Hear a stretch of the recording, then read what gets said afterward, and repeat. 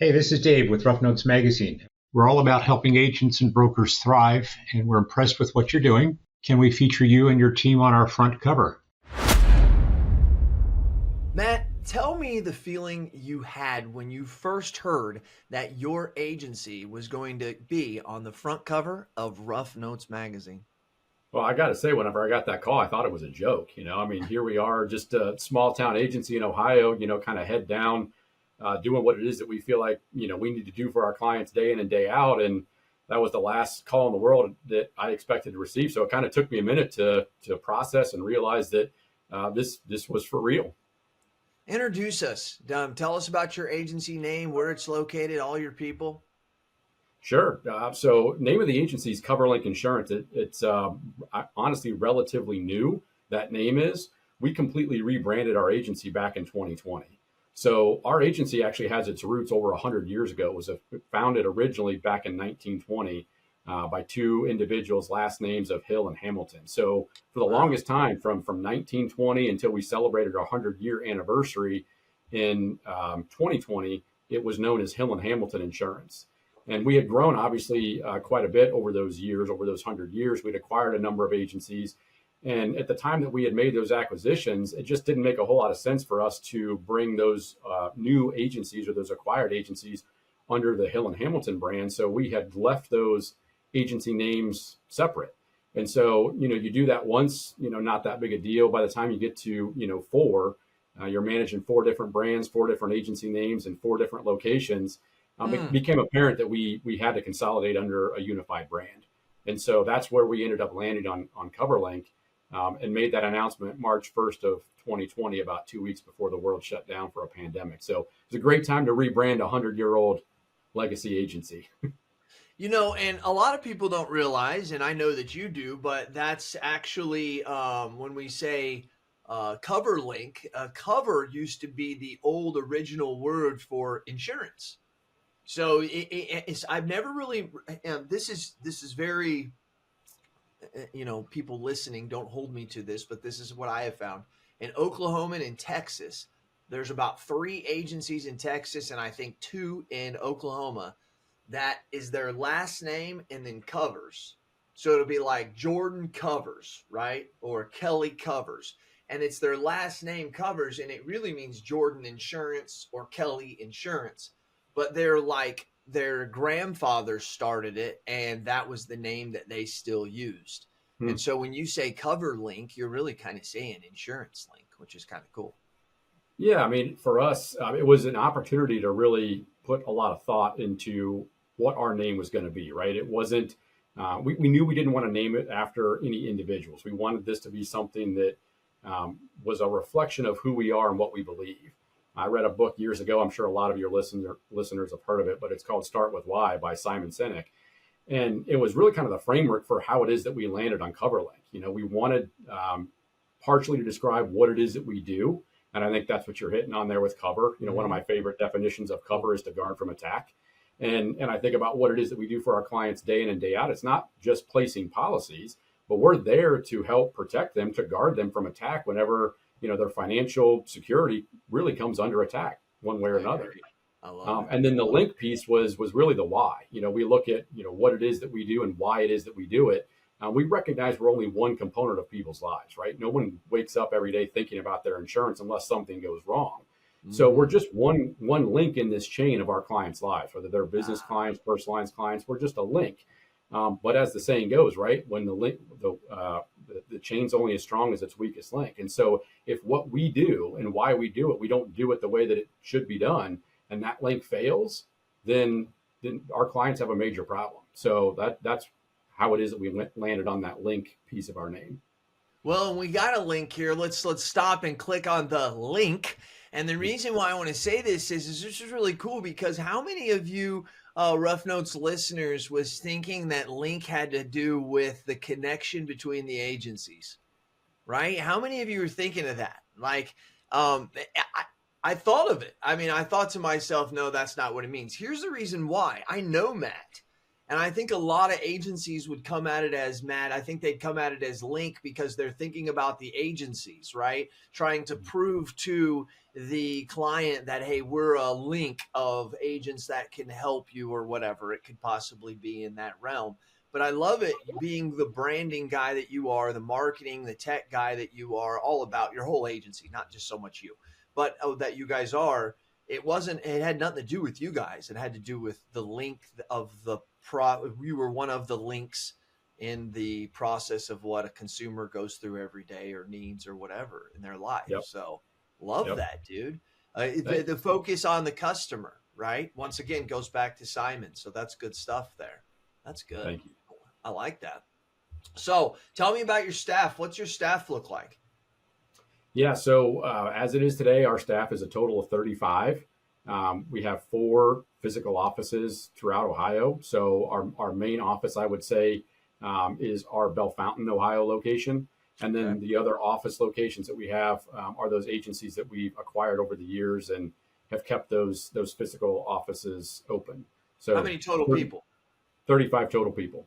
Okay. All right. Yep. Do you use virtual employees? We do not. No. Okay. It's one of those things we've looked into it in the past. We've kind of dabbled in it during a period on a specific piece of technology that really kind of warranted some additional help kind of immediately. But it's one of those things that we've always just felt that was important for us to own that component of what it is that we do. Okay. And so as of now, 35 total employees, all employees of CoverLink. We're not working with any virtual assistants at this point. And so when you say, I know for a fact you're high technology, high automation, and I don't want to sit there and say that you guys are, I'm not trying to put you any higher than you are, but you guys are willing to listen and be adaptable as an agency to new things happening. Let's put it that way. Am I wrong or right about that, Matt? Tell us. No, you're right about that. Yeah, I mean, I think that's one of the things that I've recognized in the almost 20 years that I've been here is that kind of the old way of doing things, and this is really goes back to even just our roots as an agency being 100 years old. One of the things that we recognized was that what got us that first 100 years isn't going to be what gets us the next 100 years. That's right. And so that's kind of the mentality that we go into day in and day out, and recognizing that the consumer experience that individuals and businesses have with insurance today is not where it needs to be. And that's a big issue to tackle. But I think the only way that you can do that is being open to technology, being open to trying new things, and not necessarily knowing what the answer is going to be at the end of that, but knowing that we're probably going to learn a whole lot throughout that process. And that's served us well. There's been times that we've invested in things that have worked out well. There have been many times where we've made mistakes, but we've been able to learn and adapt along the way. And I think just having that kind of mentality going into this business has served us well. So that's something that, I think you're correct. We've tried to be open-minded to adapting and using technology whenever it makes sense. But by no means do we have it all figured out, right? Like we've made more than our fair share of mistakes. So do you guys have any niches in your agency or anything specific you guys do or focus on? Yeah. So 2 of the biggest that we have, the first is medical malpractice. So we do a lot of med mal in our agency. So both individual physician type practices up to, multi-specialty groups and hospital systems. So that's been a big specialty of ours, and then construction as well. So that's another one that we've have a long history in the construction niche, all the way from subcontractors all the way up through large general contractors. Okay, that sounds good. That sounds really good. As far as longevity, not longevity, I shouldn't say that. Age-wise, age breakdown in your agency, you ever thought about that? How's your age breakdown between 20, 30, 40, 50, 60, 70s, 80-year-olds? Yeah, really good question. Something I think about all the time, and have since I've been here. So it's been really kind of an interesting evolution because, like I said, I've been in the agency now for almost 20 years. I'm 43. Half of the people in our agency as of today are younger than me. So that obviously was not always the case. It's been something that we've been very mindful of and intentional about trying to bring young people into this industry. Where our agencies are located, Jason, are primarily small towns. So, we've gone through that process of trying to bring in people that have insurance industry experience. And it's challenging where our agencies are located. Now, obviously, with remote work and a lot of the outcomes of COVID, it's made that a little bit easier. But we still really do believe culture is a big part of our organization. So we like to be able to have people in an office. It's not a mandate, but from what it is that we find, the majority of our staff likes to be in an office. They like to be in that environment where they're interacting with their coworkers. And so you're back to now being able to pull from where your physical offices are located. So long way of saying we've basically adopted the mentality we're hiring based on attitude and work ethic, and we're going to teach them insurance. And so we've been able to bring in some really good people into our organization without having that prior insurance requirement, knowing that we're going to kind of train them from the ground up. This is beautiful. This is beautiful. We're going to stop here. So Rough Notes listeners, let's talk about this, because Matt, there's a problem in the insurance industry about people finding young people to work in their business. Okay. I spoke in Daytona as the keynote speaker last Thursday, and for about 5 minutes, I talked about this. This is the reason why I asked you this question. Rough Notes listeners know I've never asked this question about the age breakdown, and you just proved what I say in the way that I think so much. But I want to break this down, Matt, to what you said. You said intentionally finding talent. Now, when I'm an agency owner out there and I don't understand how to do this, and I've been unsuccessful at this, I want us to break this down because you ended with it, and I want to make sure that they correlate this, Matt. When we say intentionally, that doesn't mean we go to the local bar or the local restaurant or the local bank or whatever and intentionally talk to just young people. That's not what he means when he says this, right? So understand that. And Matt, the thing about it is you use the word culture. This is the problem, is which I call it the internal and external force. The external force says that you cannot continue to bring the customer of today into the agency of yesterday, or you will have no tomorrow. That's an external force. Internal force says the same about employees, that you can no longer bring the employee of today into the agency of yesterday and expect them to work for you tomorrow.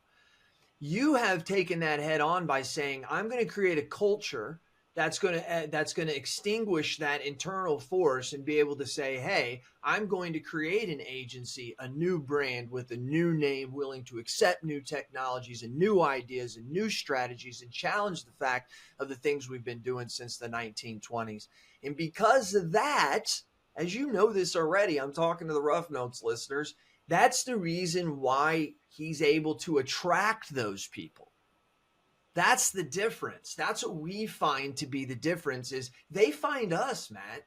We're not going around trying to, don't get me wrong, we recruit, there's no doubt, but those ones very rarely turn into people in our office. It turns into the best ones are those who find us. Now, stopping for a minute and getting off my high horse, what do you think about that? No, I think I think it's both, right? I think you have to have that environment where it's exactly what you described, right? Because otherwise you can do all the recruiting in the world and you might get somebody in, but you've basically sold them an idea that doesn't actually exist. Mm-hmm. So I think that foundational work is critically important, because that's what's going to get not people just in your doors, but it's going to keep them within your organization. But I do still think that recruiting piece of it is a huge part, because I've said this for years. How many times have we heard this adage that our industry is such a well-kept secret, right? Once people get into it, they realize what the opportunities are and they hardly ever leave. My point has been forever is why do we keep it such a well-kept secret? Why do we not tell people more about what the opportunities that this industry affords? And so that's kind of when I say the intentional piece, I'm also referring to that. Like, I think we need to do a better job of telling our story. But like I said, if you don't have those foundational pieces in place, what you said, the culture, the mentality in terms of adopting technology, being able to meet consumers where they are today, like, you're going to bring young people into your organization, and they're going to be, immediately they're going to realize that I was sold something that doesn't actually exist here. So they may love the industry, but they may not stay with your organization for very long. Almost every person we have, including our virtual employees, even our stateside employees, have all come from somebody telling them about working with us. And that all started with a good culture. Mm-hmm. I've heard before, Matt, that people say this. I heard a very smart man who owns billion-dollar companies say this. He said, Jason, there's only 3 reasons why somebody is going to stay with you in your business. They're going to stay with you because they have a career path. They can see clearly that their life will get better or their job will be better. They clearly, obviously want money. Money is a factor in that. And the third thing is a strong, great culture and a place to work. And he said the key is you only have to have 2 of the 3, but if you have 1 of the 3, you'll lose them every time. He said, because if they make a lot of money and they got a good career path, well, they don't really care if the culture is good or not. They're just going to work there, right? It may be for the wrong reason, but they'll work there. They could have a good culture and a good career path, and they'll take a little bit less money, right? And so that was kind of the key, is what I think what also reflects, because your employees are the ones who are actually your biggest recruiters externally, which drive it home. We have 2 40-year-olds, 2 30-year-olds, and we have 9 20-year-olds. And they just keep coming, right? And what's great is they keep coming. The good ones keep coming. Don't get me wrong. About 3 ago, God love him, he was great, great person, but was not fit out for this business. He thought he was a salesperson. Poor dude wasn't. He doesn't realize it. Would have been a great account manager. Offered him it, but he didn't want that. He wanted to be a salesperson. So it's okay. But anyways, I don't know. I just love that, because this is the big problem right now, Matt. That's the reason why VE companies, I own one, all everybody know, but this is why we're so successful today, is because agents can't find good people. And I hate to say it, but we see it every day. Then we don't put our VEs even in those businesses. You're not a good culture. You're not a good fit. This VE is going to be leaving our business in 6 months if we put them in your agency. And that's hard for us to do, but it's all about trying to help these agencies in their culture and be open and innovative to think. That's what attracts people. So just my thoughts. I'll get off it. I'm sorry, rough notes here. I love hearing what you were talking about, Matt. You were just slamming it right on the head. I think you have a great place to freaking work. And I know you, Matt, you're a very methodical, even keel person. So yeah, it's been interesting. I mean, it's so many of the conversations that we've had with, the last, I will call it probably 12 people we brought into our organization. Insurance is kind of the last piece that we talk about, like to your point, they've heard about our business in some way, shape or form. They know people, they know the culture, like they're coming to us for everything but insurance. Right. And it's kind of the end of that, call it first interview at the end of that hour. And then the question becomes, so what does the day-to-day look like working in an insurance agency like that? Right. So, but it's, it's almost become a blessing in disguise, right? Because I think for years now, this industry has been, viewed as highly complex, very complicated. Like you can't bring somebody in that's not experienced. And I think what it is that we've proven, and it's not easy, like it's a lot of work to bring somebody in and train them from the ground up. But when you're hiring based on attitude and work ethic, it makes a lot of that other stuff a lot easier. And it's like I said, it's been an interesting conversation to see that, you bring somebody in, you're talking to them for an hour, and you really haven't even talked anything about insurance. Matt, isn't that how our best clients are? Yeah, right. Isn't some of our best prospects that end up our best clients that same damn way? We go in there, we talk about a lot of things. We talk about maybe how they're misrepresented in the market. We talk about different things and ideas, and we talk about whatever it could be. But it's not until you get to the end to where they're really like, okay, let's talk about some of the things that I thought you were coming here for, Matt. Right? If you think about that, that's that external factor. That's that, hey, you can't continue to bring the client of today into the agency of yesterday and expect with them to be with you tomorrow. That's why I think, Matt, we all have those clients that are out there shopping that make this a little bit of a rat race, but it's actually us and it's our own fault is why we make it a rat race, basing that we're doing business with people who probably didn't really care about us in the first place. I said this the other day, and I want to hear your thoughts on this. sometimes as I start to do this and I get really good at insurance, I start to realize the genius of the lawyers who never take the cases except the ones that they're going to win. Yeah. That's how selective I am today. I'm only going to deal with, I have enough people to deal with. I'm only going to deal with the people who I know for a fact are going to want to come with me because I know I can get it. But doesn't that make sense, Matt? What do you think about that? Yeah, it makes sense. It's inherently difficult, right? Like you've reached the point now where you have the luxury of doing that, right? But think Correct. about where That you is were true. when you started out your career. So, I That's think, true. yeah, but I mean, it's I think that's where everybody wants to get to. I think that's the challenge that we have when we bring a new producer in our organization and you team them up with somebody who's been doing it for 30 years. They're looking at where that 30-year experienced producer is now. That's exactly what you're describing. Like they get to pick and choose, and they're really good at being able to identifying those opportunities to go after versus those ones that are like, this just isn't going to make sense. And somebody who's brand new to the industry, who's trying to build a book of business, everything with a pulse looks like a good opportunity to them. And Right. even if it didn't, That's fair. That's they, fair. they've not honed those skills yet to figure out, okay, this is one that makes sense for me to spend my time on versus this is one where I'm going to end up spinning my wheels. And again, so I get back to, I know I keep saying this, but like when you're hiring for experience and attitude, you can teach somebody that far quicker, I think, sometimes than if our industry continues to look at, we're only going to hire people that are experienced. Like you always hear, like you're getting somebody who's experienced, but you're also potentially getting that person's bad habits too. And so it's sometimes really hard to unwind some of those things that are ingrained in that individual at that point. Very true. Very true. Very true. Very true. And you said, Matt, how old did you say you were? 43.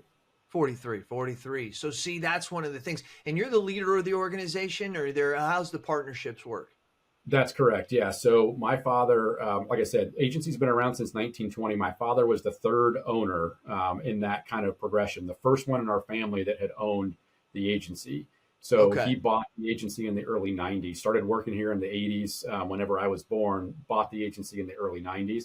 So that's what I would say from the time that I was old enough to know what it is that my father did. He owned his own business.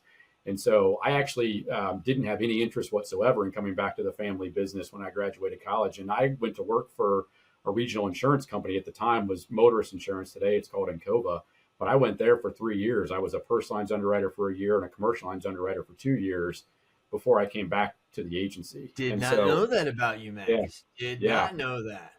Yep. So in validation of your, calling me methodical, I was one of those that was like, this is not the path that I'm going to follow. And so I kind of had everything all mapped out, and I actually had an agency that I underwrote for in West Virginia that pulled me aside one time when I was there for an agency visit and was like, you'd be crazy not to at least consider going back to your family business. So I had the conversation with my dad, and it was good timing. He was had grown the agency to a point that he needed some help.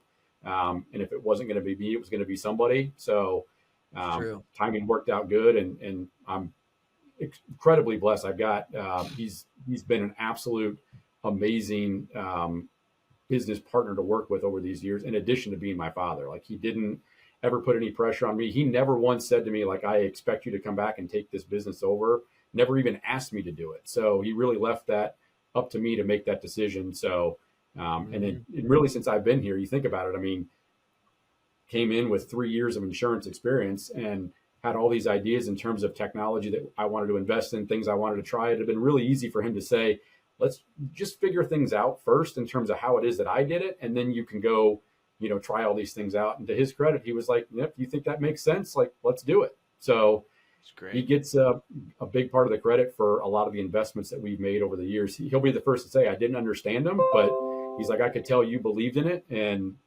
he's like, if you thought it made sense, and he's like, I know you put the due diligence into it. He's like, we'll give it a shot.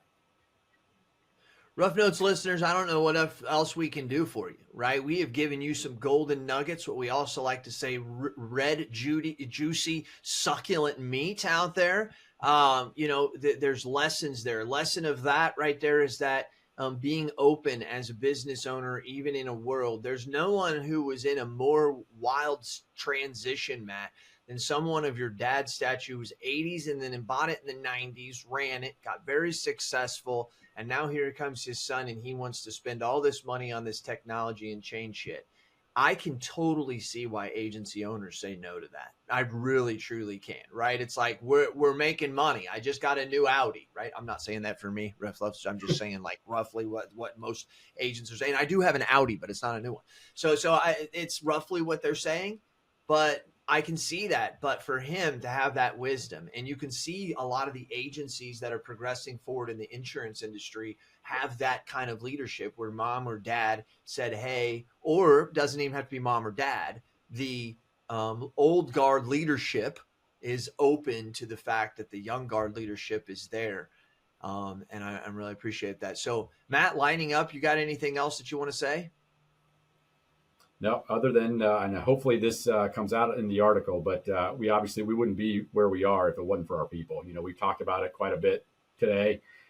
Culture is such a big part of our organization, but culture only exists whenever, you have a culture one way or the other, right? It's either good or it's bad, but it doesn't exist without the people in your organization. And so I'm extremely thankful and blessed to be able to work with the people that we've got within our organization.